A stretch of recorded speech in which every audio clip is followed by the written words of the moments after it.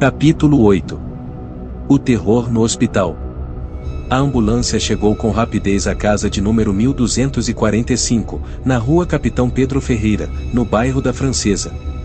Na entrada, a médica já prestava atendimento a um homem idoso em sofrimento agudo, o pulmão cheio de líquido e a respiração ofegante. Em um movimento preciso, a médica colocou o balão de oxigênio sobre o rosto do idoso enquanto os socorristas o transferiam para a maca. Ele parecia prestes a sucumbir ali mesmo, mas ela e a equipe o empurraram rapidamente para dentro da ambulância, que arrancou em direção ao hospital com a sirene ecoando pela madrugada. O hospital, um prédio desgastado e quase esquecido pelo tempo, sempre tivera fama de abrigar segredos sombrios.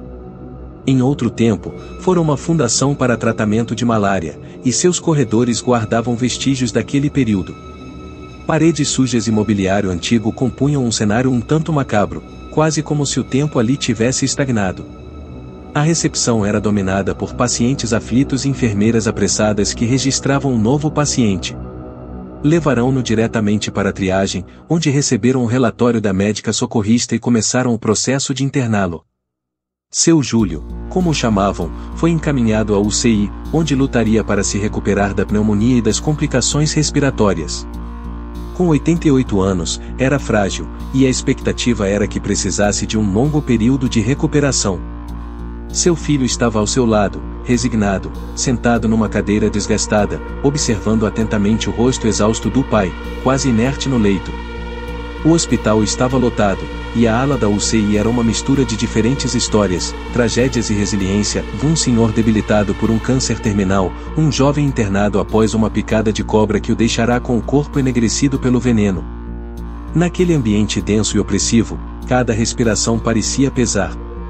Na manhã do terceiro dia de internação, seu Júlio mostrou sinais de melhora e foi transferido para uma sala de recuperação mais ampla.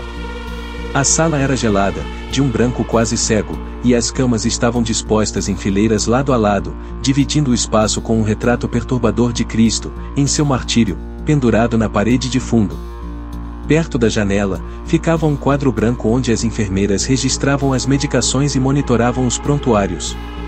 A movimentação era constante, médicos, enfermeiros e até estagiários passavam a todo momento, num frenesi hospitalar que mal dava espaço para o silêncio. Era uma quarta-feira quando seu Júlio sofreu uma crise intensa, quase fatal. A equipe médica o transferiu novamente para a UCI, onde precisou ser entubado. Os enfermeiros trocaram de plantão, e naquela noite, o acompanhante designado era Antônio, um homem na faixa dos 50 anos, com uma longa história de trabalho informal, segurança em eventos e árbitro de futebol de várzea. Antônio era conhecido por sua curiosidade e por seu fascínio com histórias de assombrações e fenômenos sobrenaturais que cercavam aquele hospital. Em suas pausas, conversava animadamente com os seguranças e funcionários, sempre perguntando sobre os casos mais sombrios daquele ambiente. Naquela noite, Antônio havia sido designado para acompanhar seu Júlio até o amanhecer. Depois de organizar a medicação e checar os sinais vitais do idoso, decidiu ir buscar um café, pois sabia que a noite seria longa. No caminho, encontrou um velho amigo que lhe contou, com um ar de gravidade, que um corpo havia acabado de chegar ao necrotério de um jovem que morrera tragicamente num acidente de moto. Antônio, curioso, quis saber mais. "Posso dar uma olhada?", perguntou, com uma inquietação que ele próprio não entendia. Tomado pela morbidez, Antônio seguiu pelo corredor até a ala do necrotério. O local era escuro, um corredor longo e frio onde cada passo parecia ecoar como se os próprios espíritos caminhassem ao lado dele. Chegando ao necrotério, viu que o ambiente era ainda mais sinistro do que ouvirá falar. As paredes, de uma cor bege suja e desbotada, estavam rachadas e descascadas. No centro da sala, uma mesa de mármore, chamada pelos funcionários de pedra, exibia o cadáver, pálido e rígido, ainda coberto parcialmente por um lençol. Quando o legista retirou o lençol, o rosto desfigurado do jovem Jorge Souza, um conhecido radialista da cidade, ficou exposto. Jorge tinha o braço esmagado e o rosto quase irreconhecível, mas Antônio o reconheceu, sentindo uma onda de frio e tristeza ao encarar a expressão congelada de terror no rosto do morto. Antônio saiu da sala perturbado, tentando afastar da mente a visão do cadáver destroçado. Mas algo estranho começou a acontecer. A cada passo, ele sentia como se alguém o estivesse seguindo. Voltou ao UCI, mas não conseguia parar de pensar em Jorge. Naquela noite, enquanto monitorava seu Júlio, foi tomado por uma sensação de peso e ansiedade que só aumentava. Tentou sacudir a sensação, mas uma presença invisível parecia observá-lo. Na madrugada, finalmente adormeceu numa cadeira ao lado de seu Júlio, mas logo caiu em um sono profundo e conturbado. Em seus sonhos, viu o corredor do hospital vazio, e uma sombra ao fundo, que se aproximava lentamente. Reconheceu o rosto de Jorge, os olhos opacos fixos em direção a ele. Com a voz distorcida, o morto murmurou: "Eu te avisei, e ninguém sai daqui em paz." Antônio tentou acordar, mas sentiu-se preso ao sonho. Em um instante, Jorge avançou, e tudo ficou escuro. Quando finalmente despertou, Antônio estava ofegante e coberto de suor frio. Tentou afastar o sonho, convencendo-se de que era apenas uma imagem criada pela mente exausta. Mas na noite seguinte, as visões retornaram. Jorge aparecia em seu campo de visão, sempre à margem, como se o observasse do canto dos olhos, especialmente nas sombras das paredes descascadas do necrotério. Antônio sentia a presença pesada e opressiva de Jorge a cada passo que dava pelo hospital. Com o passar dos dias, a situação se agravou. Antônio mal comia ou dormia. Em cada sonho, ele era arrastado até o necrotério, onde via a si mesmo deitado sobre a pedra fria, com os olhos vazios e a pele mortiça. Esses pesadelos tornaram-se cada vez mais reais, a ponto de começarem a atormentá-lo durante o dia. Ele podia jurar ver Jorge nos corredores vazios ou sentir o toque gélido de dedos invisíveis em seu ombro. No final de um plantão especialmente longo, Antônio decidiu que precisava sair daquele hospital. Ele estava decidido a ir embora para sempre, mas algo parecia impedi-lo. Seus passos estavam pesados, como se forças invisíveis o segurassem. Naquela última noite, enquanto tentava fugir do prédio, Jorge apareceu novamente e desta vez de forma sólida e inconfundível, parado no meio do corredor escuro.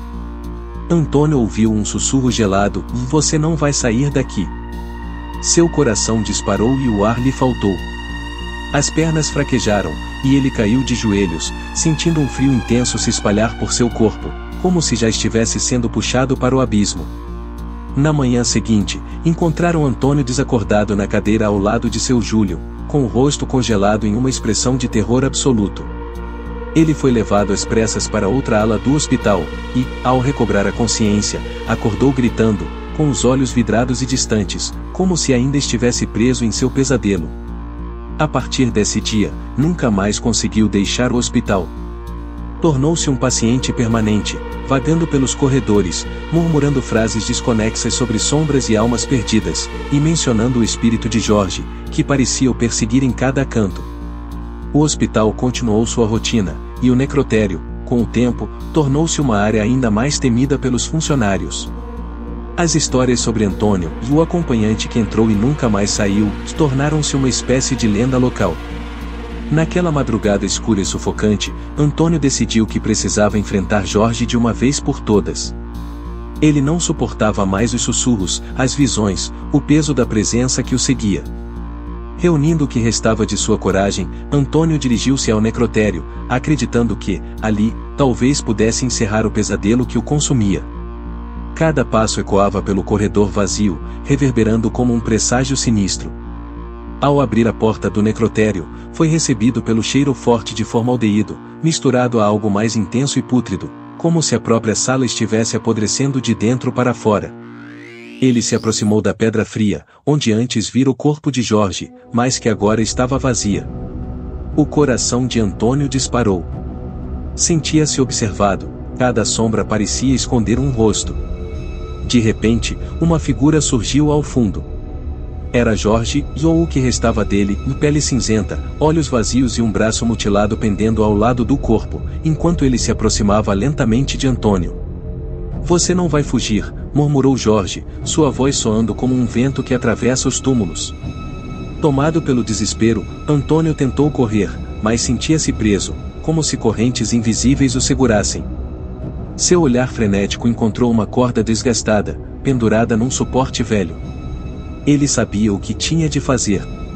Em um ato de desespero, pegou a corda e se dirigiu ao canto mais escuro da sala, subindo em uma cadeira velha e enfraquecida. Fitou o rosto de Jorge pela última vez, vendo o leve sorriso de satisfação na face do fantasma. Com lágrimas escorrendo, murmurou uma última prece antes de colocar o laço em volta do pescoço. No silêncio mortal daquela sala, a cadeira tombou.